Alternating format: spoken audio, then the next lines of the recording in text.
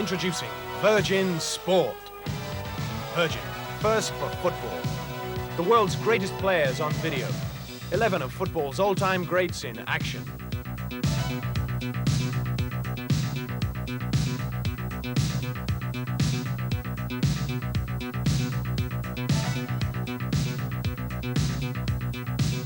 And grit your teeth for an action-packed hour of football fouls in Foul Play.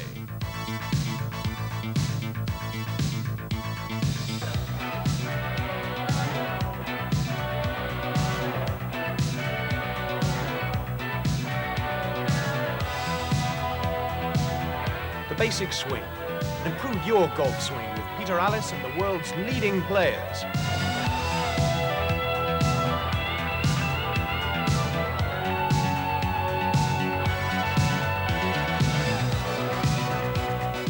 The thrills and spills of America's favorite sport, now on video.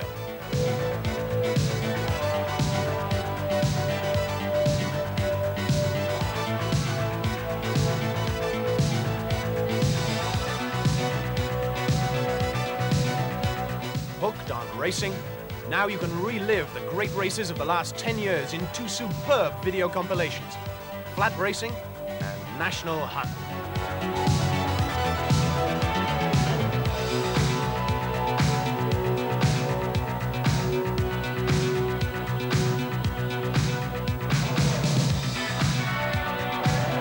England entertains the 1988 Wallabies, brings you the best action from Australia's recent tour of England.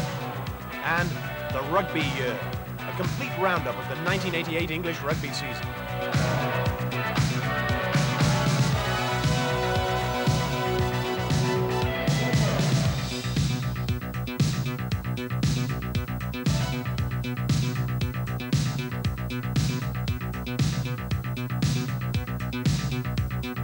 The very best of the Olympic Games, past and present. Olympic Experience captures landmark performances from 20 years of great film moments.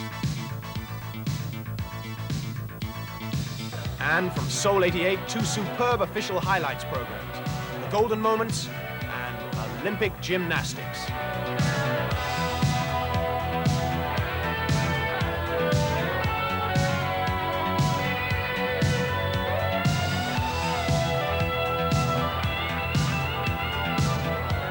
Look out for great moments of Indian cricket, the first ever video history of a test-playing side.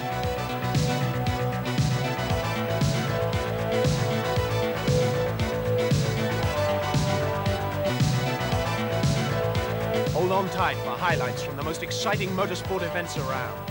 The British Formula 3 Championships, British Touring Car Championships, and the British Open Rally Championships. Each in 2 volumes, 1988 and 89.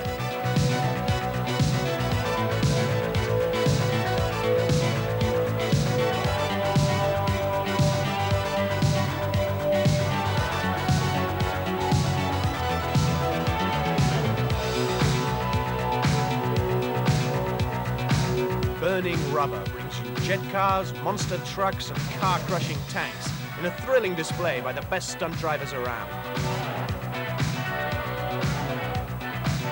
And they walked away. A compilation of unbelievable crashes on video.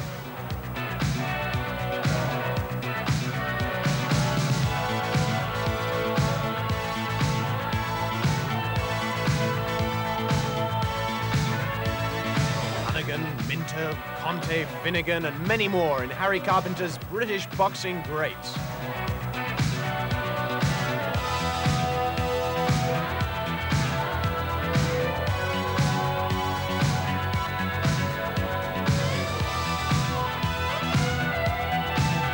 Virgin Sport, the winning name for sport on video.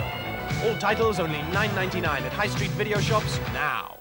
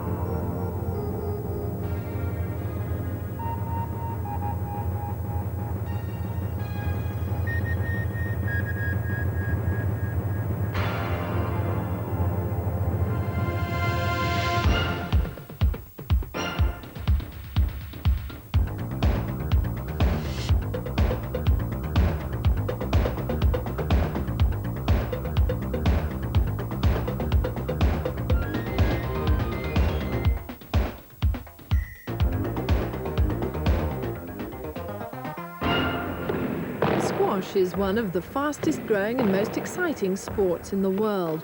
With the power of top-class tennis and ball speeds of up to 130 miles an hour, it's a totally compelling game. You may never be able to achieve the standards set by Jahangir Khan, but with understanding and practice, you can really improve your game and enjoy it even more. This program will demonstrate the theory behind the successful approach and take you through 50 different routines developed by world champion Jahangir Khan and his coach Rahmat Khan. These will all help improve your technique and stroke play.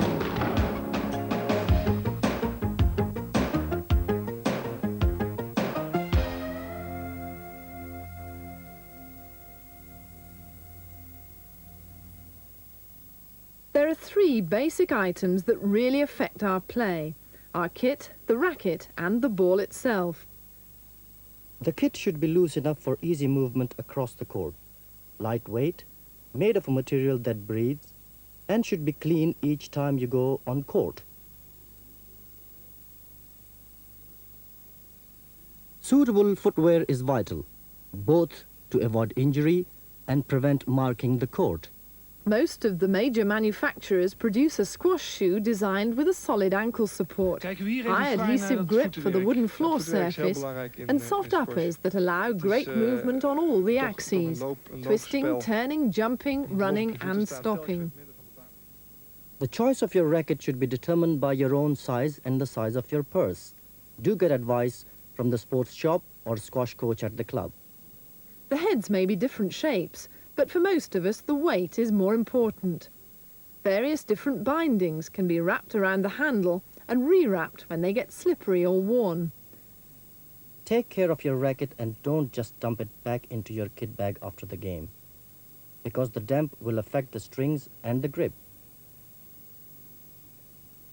Balls come in 4 speeds, each one denoted by different coloured dots. A super slow ball has a yellow dot, a slow ball has a white dot. The red dot denotes a medium speed and a blue dot is the fastest, having the highest bounce.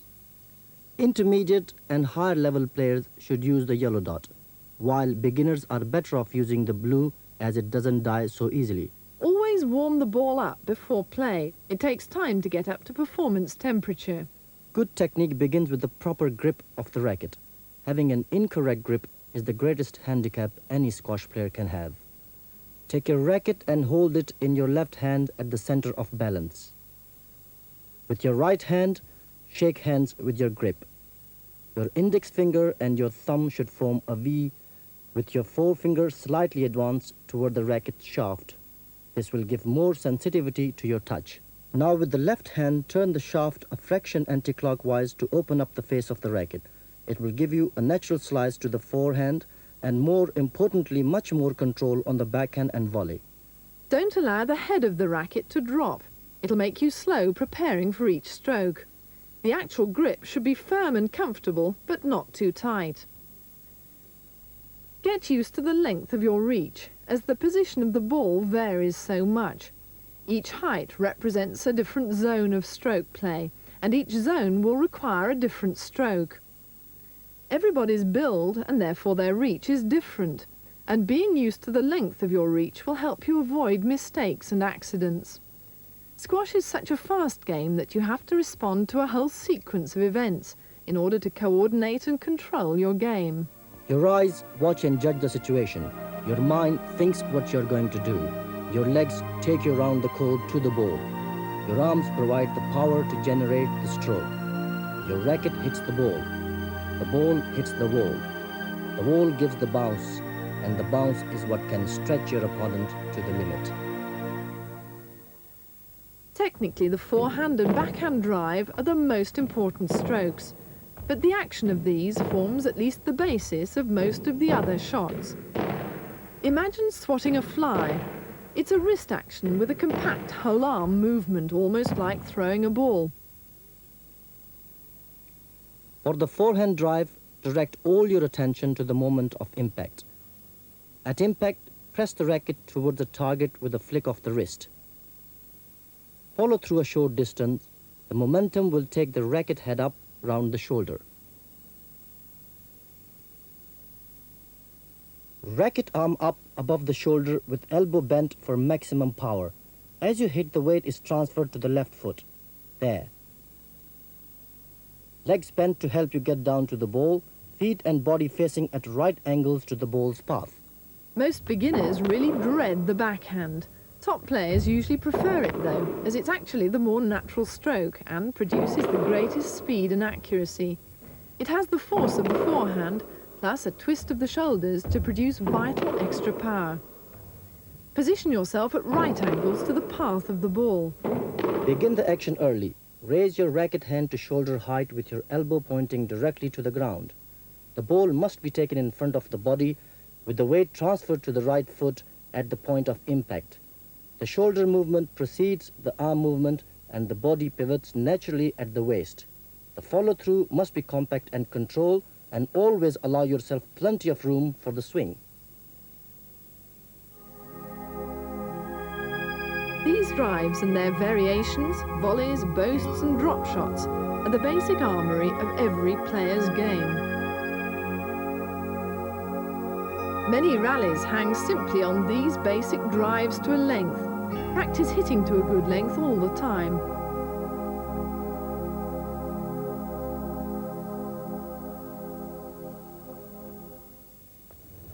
The direction of the drive, cross-court or down the wall, will depend on how early or late you take the ball and how much you use your wrist. If you concentrate on keeping your grip tight, then what the wrist does tend to happen naturally. Tighten the fingers, but don't stiffen the grip. The height of the drive will depend entirely on how open or closed the racket face is at the moment of impact. If the ball passes you on either side, then you will have to use more of your wrist to obtain the correct angle. If you want to use deception, then wrist control is paramount. A squash court is a rectangular box with the front wall higher than the back. Squash is a game of angles, rather like snooker. You can hit the ball into any part of the court, depending on the angle at which you strike the ball. If you hit the back of the ball, it will go straight to the front wall and straight back. If you hit the right side of the ball, it will hit the left side wall before it hits the front wall and then the other side wall. This shot is called a burst. You can even reach the front wall by hitting the back wall first, and played at the correct angle, the ball will cling to the side wall. Hitting the ball to any part of the court will also depend on the angle of the racket face. The more open the racket angle, that is, with the head tilted back, the higher the trajectory of the ball.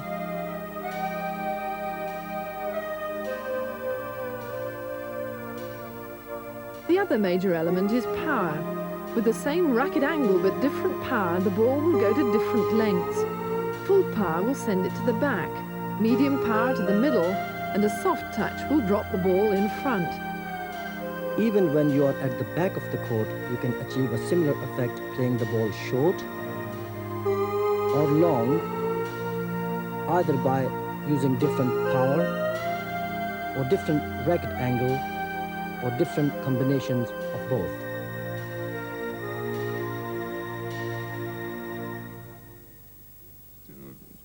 Just look at the angles Jahangir and Jahangir Khan create to get the ball to every part of the court. The players use combinations of drives, drops and boasts to move the ball to all four corners and stretch the opponent to the limit.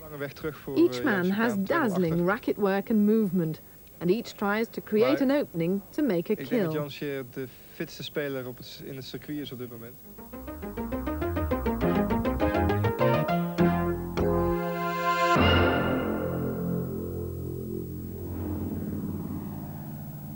Fitness makes a squash player much more efficient.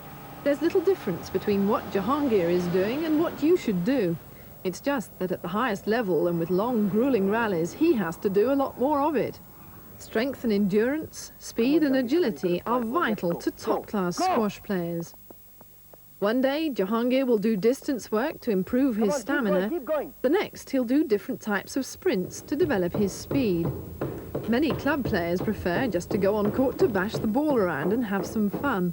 But even for them, it's well worth paying attention to fitness. That's because it can also be their insurance policy against injury. By doing a little jogging, Then going through the right exercises, you will help yourself avoid all sorts of physical problems. Although the squash court is small, there are lots of exercises you can perform on it. Make up your own routines using the length of court and the lines on it, moving forwards, backwards and sideways. Use long strides, short strides, running and stopping. By doing all this, you will be lubricating and loosening up your system for stretching and then rehearsing the movements you will be doing in the match.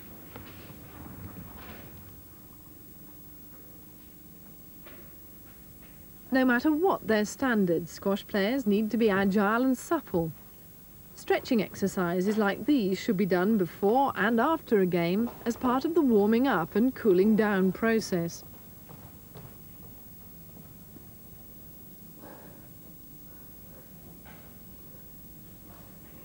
On a cold court, it's best to wear a tracksuit during the warm-up and even in the early stages of a friendly game. Jahangir will exercise for 15 minutes. You may not need to do this much, but why not try to arrive even 5 minutes earlier for a short warm-up session? You'll be amazed at what a difference it makes. All players should do a few minutes of warming up to loosen the muscles and ligaments. Only then should they start on the stretching exercises.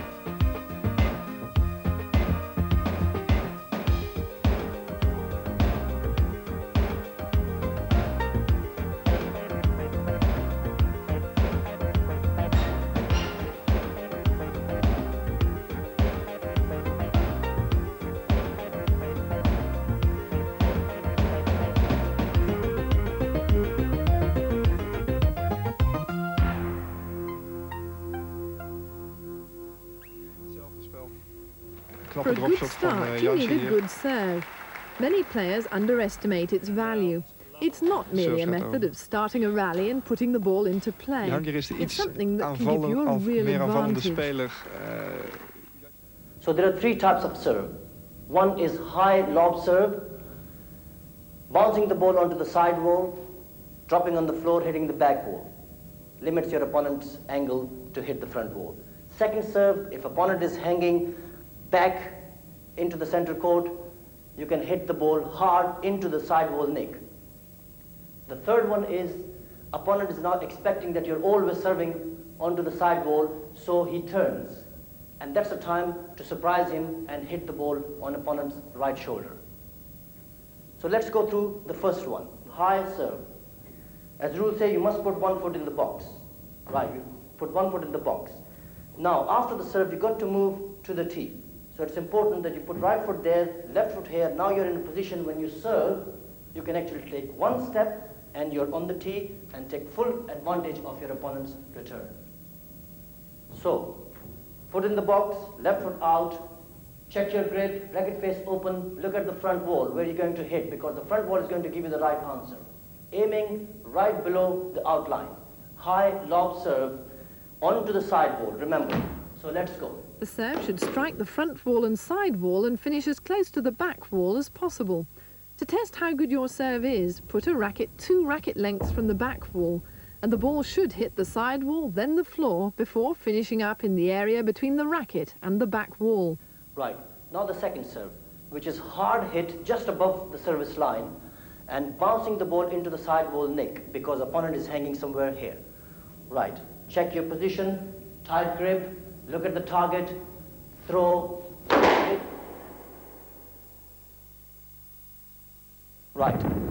Now we have served high, lob served, soft onto the side wall. We have served hard like tennis into the nick. The third serve is exactly the same, but this time instead of bouncing the ball into the side wall nick, you are actually hitting the ball on your opponent's right shoulder, because opponent was expecting you that every serve is coming on left, so he might have even turned a little bit facing to the side wall. Take full advantage of that. Let's see. Again, check your grip, look at the target. Right. We have done forehand lob serve. There's another variation of lob serve, which is a backhand lob serve. You put your left foot in the box, right foot forward, and serve backhand lob. There, and you move to the tee. Right, serve from the left court now. It's almost the same like you serve from the right. 3 different serve, high lob serve onto the side wall, hard and low serve bouncing into the side wall nick, and the other one surprising your opponent, hitting the ball onto his shoulder.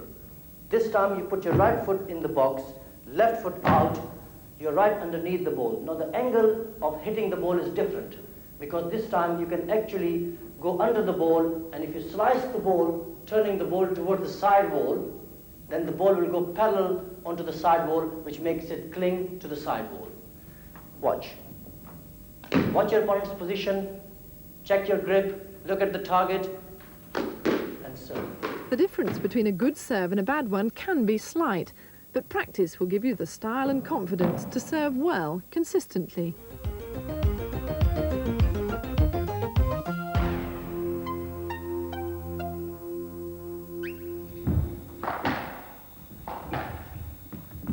A ground stroke is when the ball is struck after it's bounced on the floor.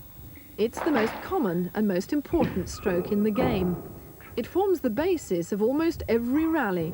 Sometimes players will hit 50 or 100 ground strokes in the course of a rally. It's therefore vital to develop your feel for the ball, and the first 2 routines will show you how to do this. Routines 1 and 2 look simple, but they are teaching you how the ball behaves. The first routine gives the eye, hand and wrist coordination when you hit the bottom of the ball on both backhand and forehand.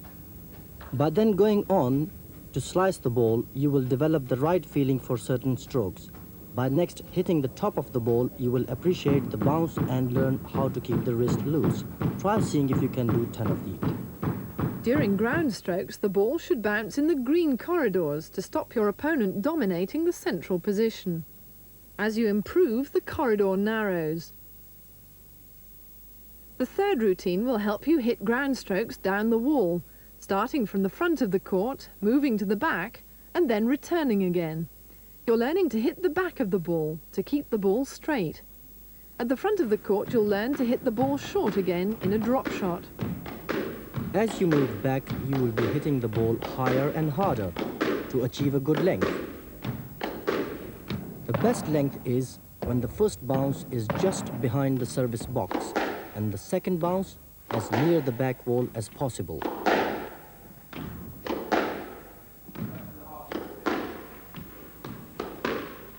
After the forehand, then go on to do the same on the backhand.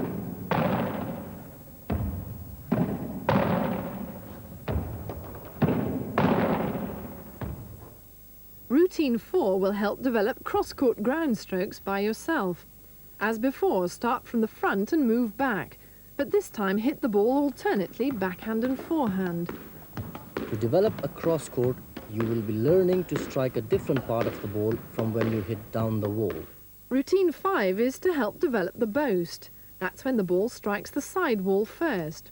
Once again, you will be hitting forehands and backhands alternately, but this time moving diagonally back towards the center of the court.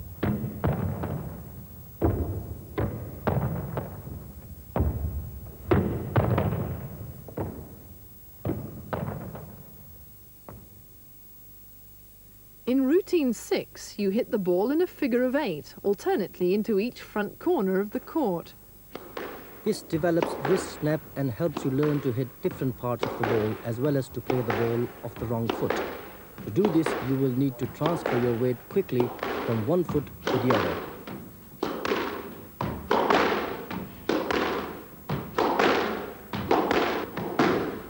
Routine 11 has you hitting cross-court ground strokes, but this time with a coach. This more realistically recreates the match situation because the player can adopt the proper footwork and use one stroke at a time, backhand or forehand. Routine 8 recreates match play better still because it stretches the players more. They move from the centre position to the ball at the front before hitting ground strokes, backhand cross-court and forehand down the wall. Hit hard and low and move back to the tee position in the centre each time. This is quite strenuous and a good fitness routine. It also helps develop movement forwards and backwards. It strengthens the legs, the power of the stroke, and the ability to place the ball accurately. Jahangir has his left foot forward for balance, his right arm up for power, and his eye on the ball the whole time. To increase the pressure, the player must now return to the side wall instead of the tee. It increases his mobility across the court and further strengthens his legs with the final stretching lunge as he approaches the ball.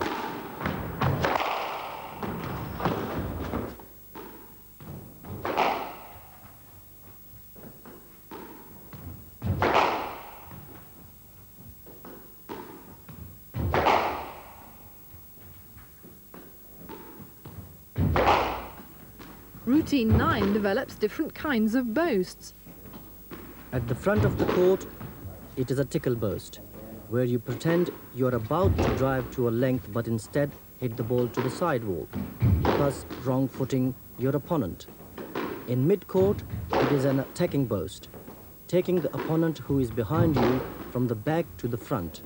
At the back of the court, it is a defensive boast, when you have been forced back into a deep position yourself.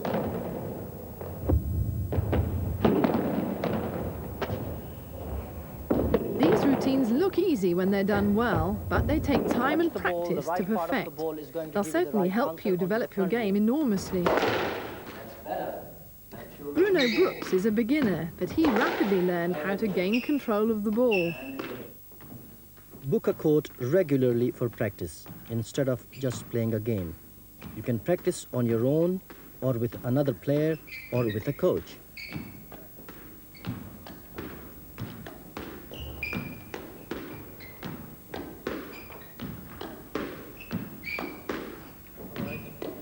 Although we've seen a wide array of angles, boasts and cross-courts in these routines, the most important ground stroke by far is straight down the wall to a length, keeping the ball in the corridor we showed in routine 3, as Jahangir and Jeff Hunt do here. These ground stroke routines are like the trunk of a tree from which all the other strokes grow.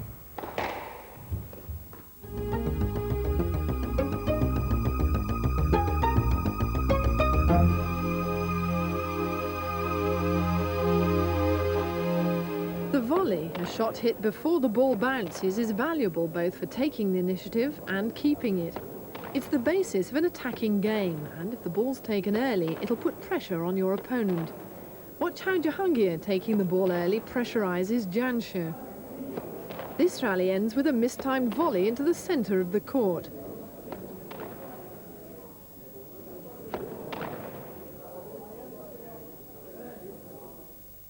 Just as with ground strokes, it's important to play the volleys accurately into the corridor.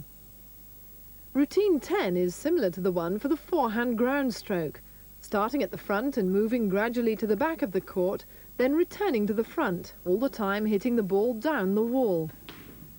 As you move back, you hit the ball higher.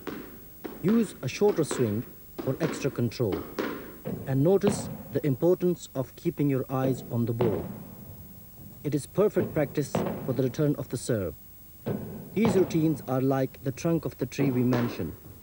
And from these, we now show the other strokes branching out.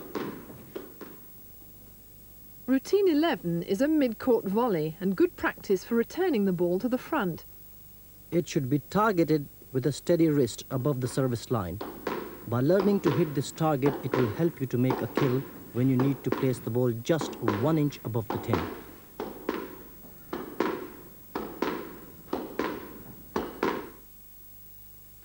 Routine 12, hit forehand and backhand volleys alternately, starting at the front of the court, gradually working your way to the back, and then returning again to the front. When you are at the front, it helps you to learn to play a cross-court volley. And when you're at the back, it helps you to learn to play a cross-court return. Routine 13 is used to develop the volley boast and to learn how to volley off the wrong foot. It's played alternately backhand and forehand, moving diagonally back from the front corner towards the centre of the court. Doing this for a long time will help strengthen your arm and grip. Remember, whatever routines you are practicing on the forehand, practice the same on the backhand, in order to keep an even balance for your ball control. Routine 14 is the figure of 8 exercise on the volley, alternately backhand and forehand.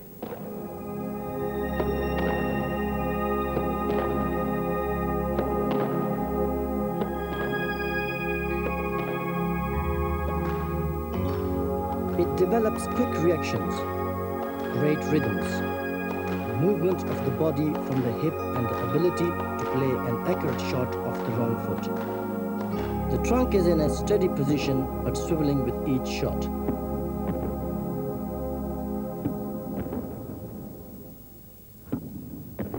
Routine 15 first has the player forehand volleying the ball to a length and moving to and from the central tee position between each shot. The opponent would have to be at the front of the court for this shot to be effective.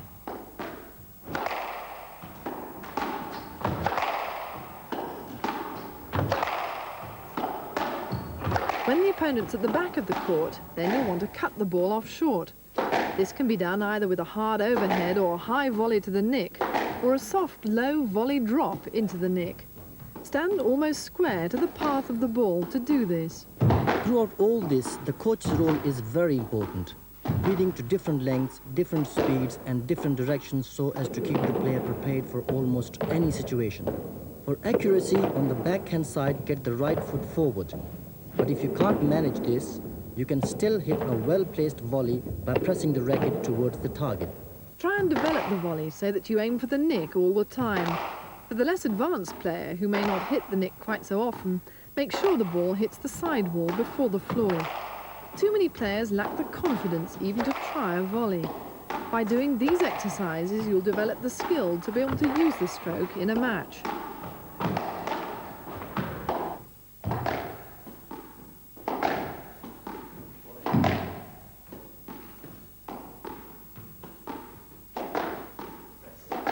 You can see here the importance of practicing a combination of forehand and backhand routines on each side of the court.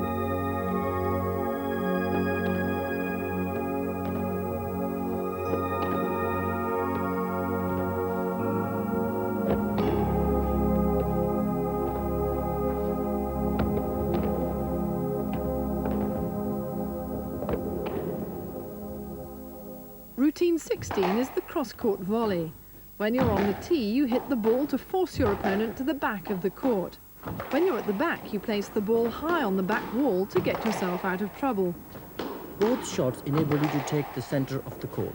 The first one by driving the opponent back, the second one by giving you time to recover.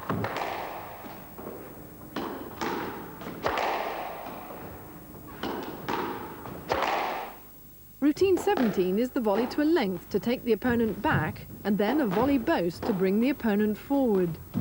To do this, you have to hit two different parts of the ball. Do it on both the forehand and the backhand.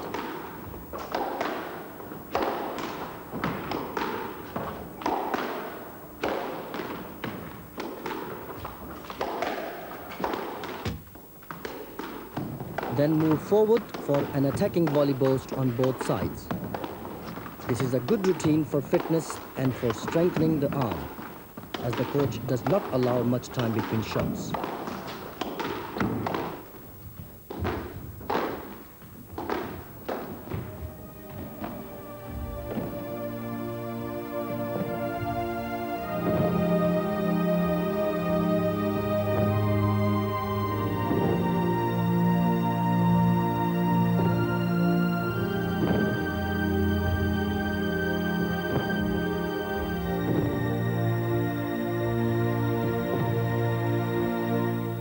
Routine 18 is a practice with another player instead of a coach.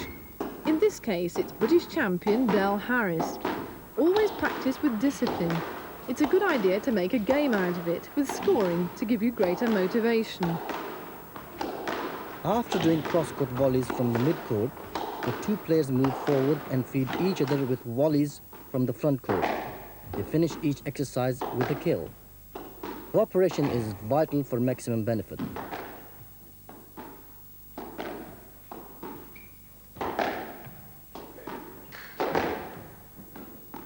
In routine 19, one player hits down the wall on a volley, the other hits cross-court.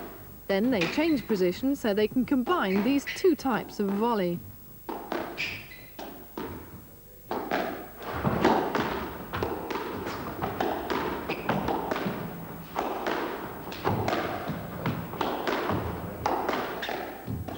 During routine 20, each player is alternately moving across to cut the ball off.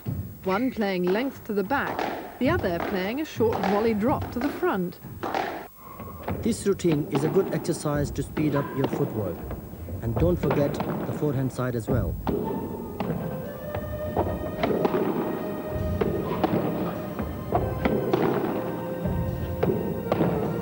Although this exercise looks very fast and slick when done by Jahangir and Del Harris, it can be done by players of different standards. Here, Eddie Grant is enthusiastically doing the same thing with Rahmat Khan. Try to practice as often as possible before or after a friendly game. These player-to-player routines will help you, especially if you are both of a similar standard.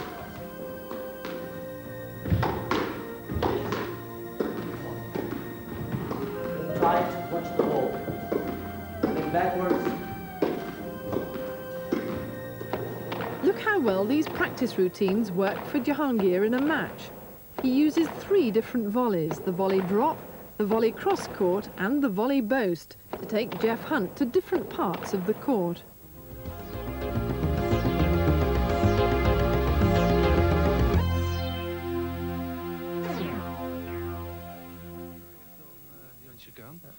When many people talk about length, they think it means playing to the back of the court. But in fact, length means playing the ball to the furthest point from your opponent, and this could just as well be to the front of the court as to the back.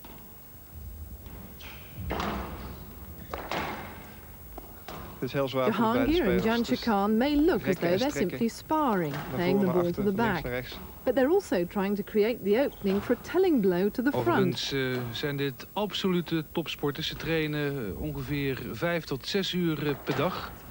Ja, ik sprak met de coach van Jahangir Khan vanochtend nog even. Die vertelde... If you want to play the ball to the back softly, this is the target band you must hit. If you want to play the ball to the back hard, this is your target band. These are the areas, 2 front corners and 2 back corners, where the ball should fall. Squash should be played in these 4 corners. How do you do that? The front wall will give you the right answer. Routine 21 gives 2 practices for length. It is a down-the-wall routine, similar to the ground stroke and volley routines we have seen. But now, Jahangir is undercutting the ball. And when he wants to send this shot to a length at the back, he follows through with the stroke.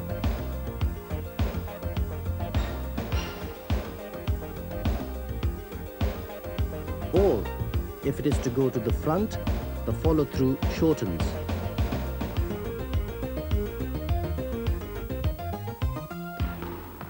Routine 22 is another shot with a shortened swing, through which you can learn to play the ball to the front. The player must hit this shot low if he wants to play this drop shot. This is similar to the combination routine on the ground stroke. The difference being, he undercuts the ball and always keeps it low on the front wall. Routine 23 is a forehand boast, alternating with a backhand cross-court drop shot, keeping the ball low. Generally, most shots can be played off either foot, and this routine has been carefully designed to favor one foot at a time. It will also strengthen your legs.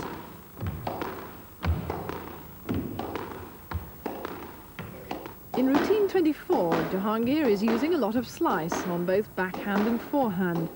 The result is to take the pace off the ball and give him maximum control. Again, a similar routine to the volley combination moving across the short line. Keeping the ball low is crucial if you are to master the attacking game.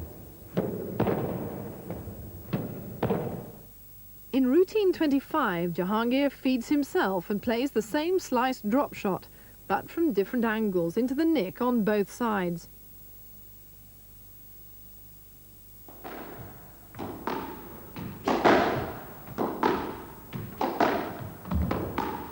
A slice can also be used on an overhead or high forehand volley cross-court into the nick.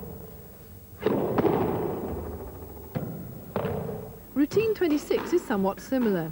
It's done with a coach to make a more realistic situation. Jahangir uses a combination of backhand and forehand drops. Notice once again the heavy slice and good early preparation.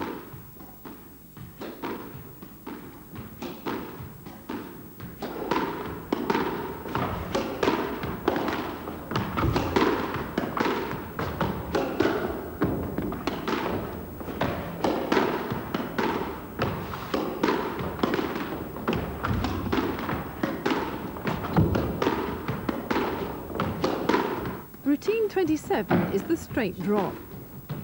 Try and keep the ball clinging to the sidewall, which can make the opponent miss hit. Because you don't have much angle, it is difficult to put the ball into the nick. But you can still make it hard for the opponent by putting the ball right on the sidewall. Practice this from varying distances, even from the back. As you develop more control, you will be thinking more and more about using this clinger. Routine 28 demonstrates the next development as you become more skillful. You must play the ball into the same corner, aiming for the nick from any part of the court. Jahangir is given little time to anticipate. Just as he is getting a rhythm, the routine is changed by varying the angle of the feet.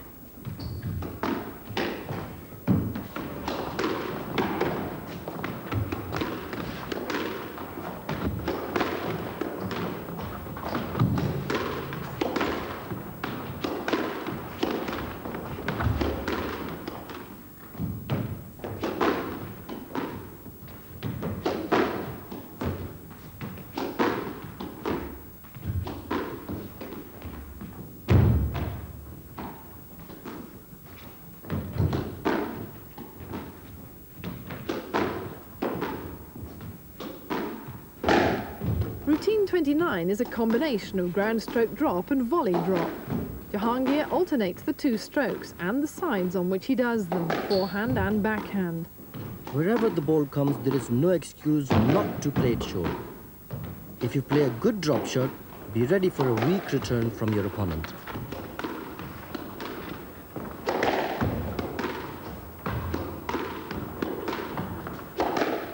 Routine 30 is a different combination of drop shots, tickle boasts and attempted winners to the back.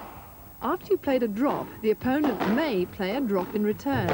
So if Jahangir has failed to make a winner here, he may well succeed next time by playing a different shot to the back.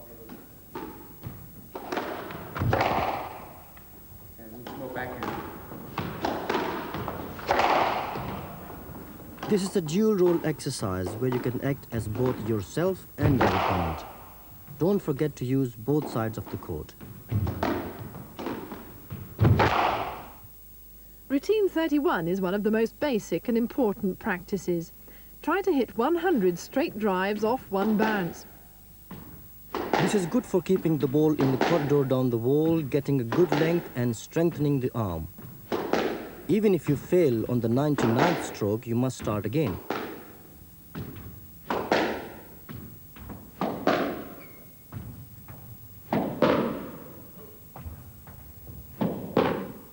In routine 32, you're hitting the drives to a long length at the back, alternating cross courts with straight drives. This is great practice for the basic back of court game. The court stands and threatens on the tee to make you use the corridor, playing up and down the wall and wide across the court.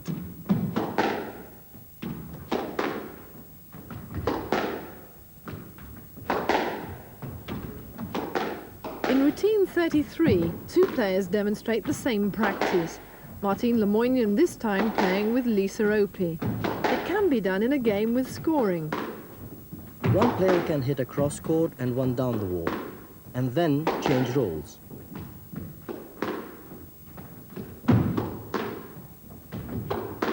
Or they can concentrate on hitting down the wall only.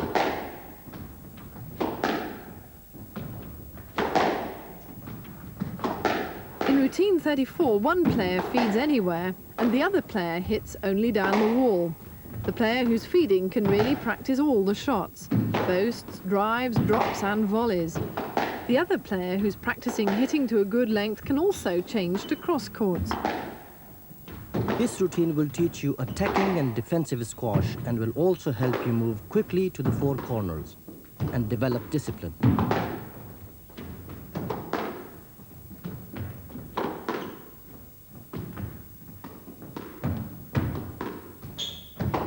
Routine 35 is extremely tough, but by now you should be well able to tackle it.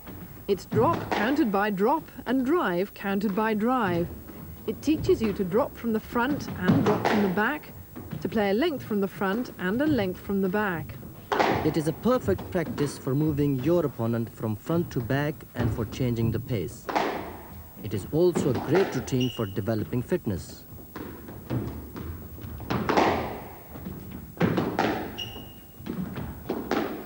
Routine 36 provides length practice, alternating between a volley and a ground stroke to the back of the court. The two players each hit two consecutive strokes, one hard and one high, with the second player feeding off the high stroke of the other. Martine and Lisa are of course world-class players. Although they are going through routines here with each other, each one benefits from one-to-one instructions from her own coach. Taking lessons from your club pro is a great help. Whatever your standard, a coach will improve it far faster than you could on your own. Good, come on, backhand. Yes, forehand, come on. Backhand, come on. Good, forehand, come on, kill. Yeah.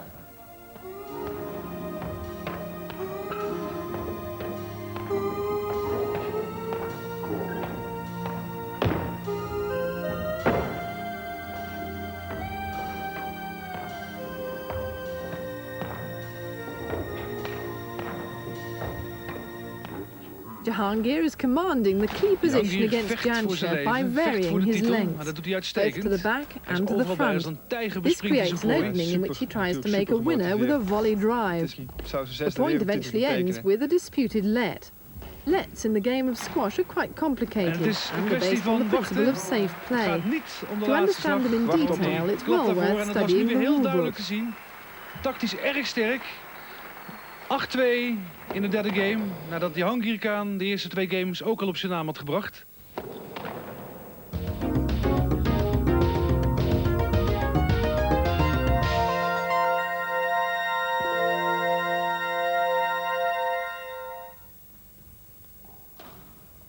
Sometimes a match between advanced players becomes deadlocked. It can happen when they're evenly matched and both on form.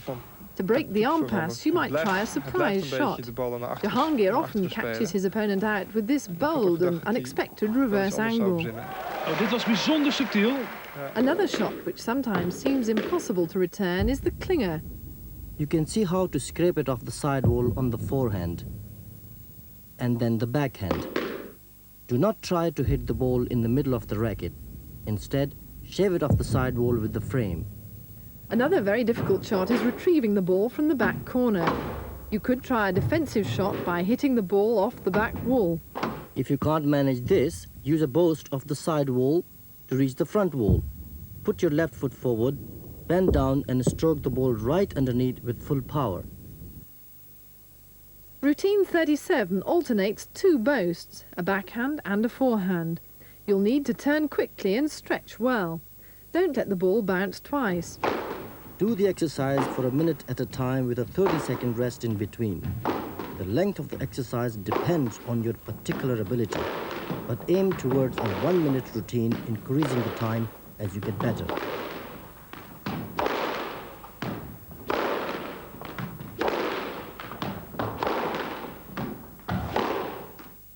For routine 38, you must hit the ball hard onto each side wall in turn, using alternate backhands and forehands with the ball bouncing in the service box. The exercise develops power, a strong and steady wrist, and the ability to hit the ball straight.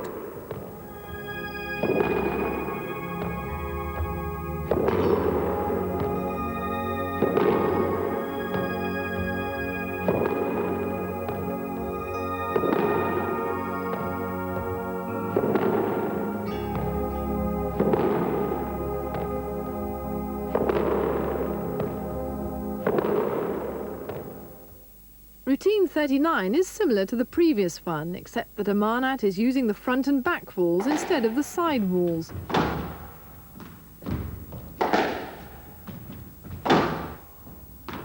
He must hit it hard to the front wall and lob it off the back wall.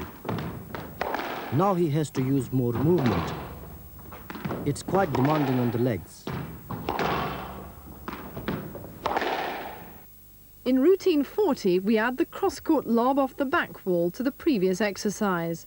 Amarnath mixes the cross-court lob with the straight drive.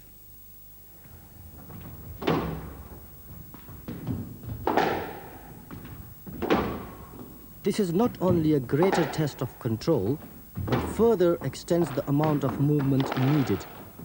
A good player should be able to manage 20 one-minute sessions of these, with a 30-second rest in between.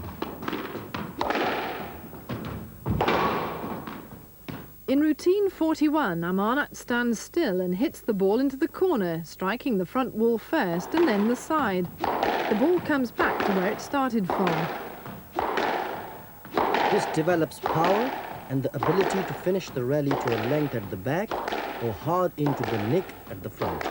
Routine 42 demonstrates ghosting. The coach calls the shot required and the player responds as quickly as possible. This sharpens your reactions on court.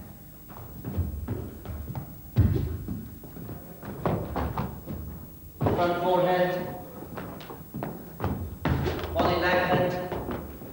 Back backhand. Back backhand. Link. Front forehand. Routine 43 is pressure training. The coach feeds the ball and extracts maximum effort from the player who has to return to the tee between each shot. Hit. Keep it low, come on. Amarnath starts with a tickle boast and low cross-court drive, and progresses to a combination of the volley boast, drop and drive.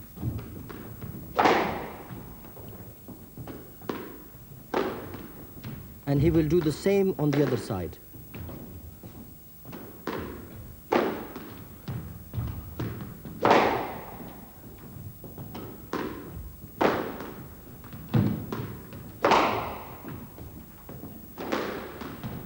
In routine 44, the coach lobs down the wall, working the player high on the volley boast. Then he plays it short, working the player low on the boast. Sometimes players who usually have good control over a shot surprisingly lose it when required to reach up or down. This stretching is also very tiring.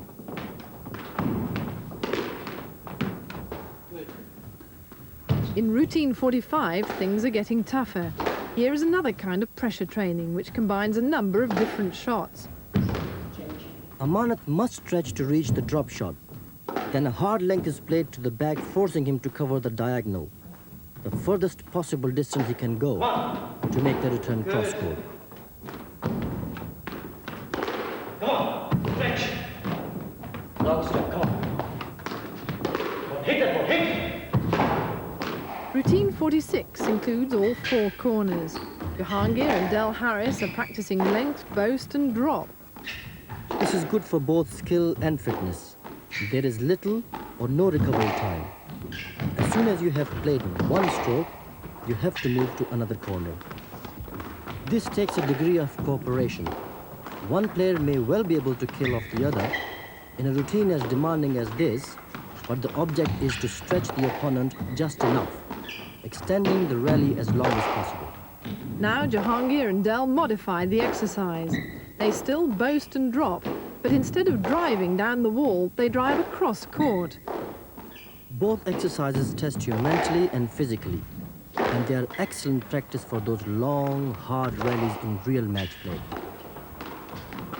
The two perform this exercise at a tremendous pace and with great control. They show just what can be achieved with dedication to a disciplined program of training and practice. Routine 47 is both, lob and volley down the wall.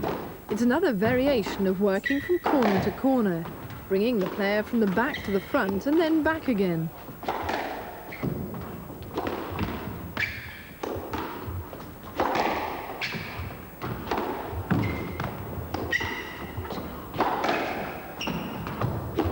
In routine 48, the ball's played down the wall to a length followed by a boast, and it's performed on both sides. You can put extra pressure on yourself and make it more like a real match by returning to the tee between each shot. Routine 49 is 2 against 1. The player on his own has very little time to recover. The two together should take one side each and try not to kill the ball. Instead, they should play it just far enough away to keep stretching it. This is one way to get good competition, whatever the standard of the opposition.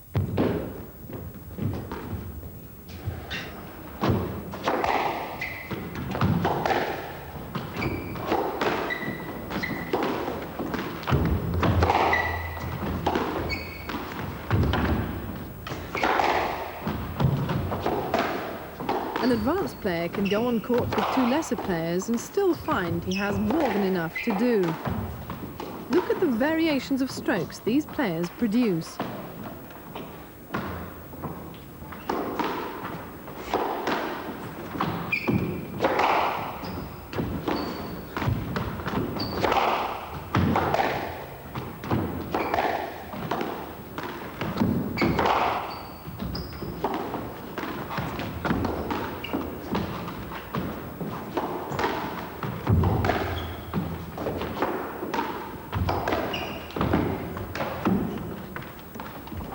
Routine 50 is the famous cat and mouse routine.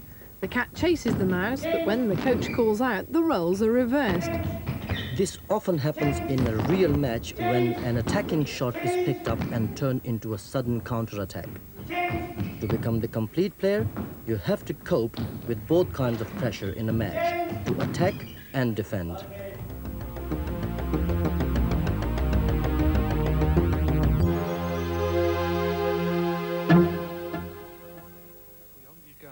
It's no good practicing all these strokes if you don't know when to apply them. To create a winning formula, you must be fit, have good technique and intelligent tactics. Fitness and technique we've already dealt with. Tactics are the third vital dimension. They are essential at any level of the game. By watching for the strength and weakness of your opponent's game and recognizing your own abilities, you should be able to produce a game plan that could almost win you the match by itself. The domination of the central tee position is the prime requirement. Usually, you can do this by placing the ball as far away from your opponent as possible, stretching him from one corner to another. Vrij commercieel bezig. De bal gaat uit. Access to the 4 corners is most easily achieved from this central tee position. In this quick replay, watch how both players keep returning to it, vying for control of the centre. How successful they are depends almost entirely on the accuracy of the shots they play.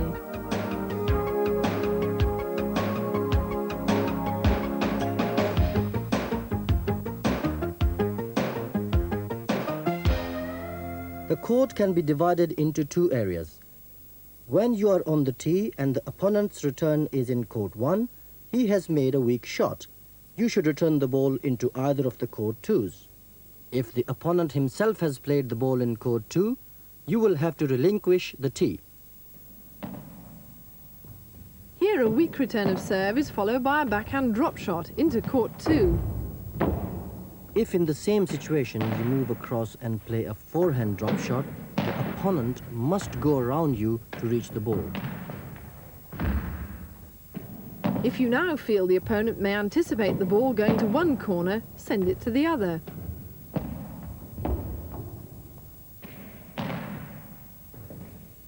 This time the return is in court 2, but the opponent can still be stretched into the furthest corner. A weak return to court 1 results in a volley cross-court kill. A return comes to court 2, but again the opponent can be stretched by taking the ball early and quickly. The ball's been returned to court 2, but by pretending to play to a length, you deceive your opponent by playing a boast. A return to court 2. Pretending to boast may make him move forward while you drive the ball to the back. This time you pretend to play a drop shot, which moves him to the front, whilst you play a cross-court drive. Now your opponent moves you off the tee with a volley boast return. You pretend to play a cross-court, but instead play a reverse angle, completely deceiving him. Again, a return to the front.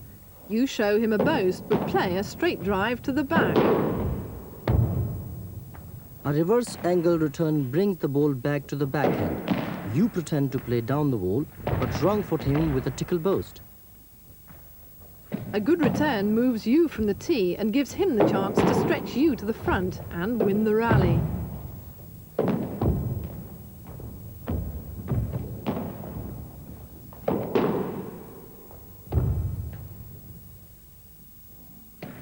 It's obvious from all these plays how important it is to read your opponent's game. If you get it wrong, you'll find it difficult to get to the ball at all, let alone make a winning shot. However, you can turn this to your advantage by using disguise and playing with as much variety as possible. Think 2 strokes ahead and store up in your memory what's happened in previous rallies. You will gradually develop a sixth sense as to which shots to use under particular conditions. There's a psychology behind this as well. By giving the impression that you're reading the game and knowing what your opponent's likely to do, you may exude a confidence that demoralizes him.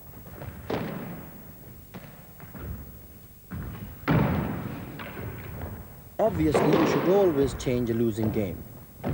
Cut out your mistakes, prolong the rallies, improve your length. Keep in front of your opponent as much as possible. But whatever you do, never change a winning game. So there are just some of the practices and techniques it takes to make a world-class squash player. Ja, het zal doorheen gaan. Whether you aspire to become another Jahangir Khan, or simply want to move a few places up the ladder of your local squash club and start beating your biggest rival, you can learn a lot from all these routines. En daar is de wereldtitel. En volkomen terecht. You'll also get a lot more enjoyment out of squash and out of life. It takes just a few sessions of play and practice each week at your own pace to transform your game, making you fitter and more mobile, and turn you into a winner.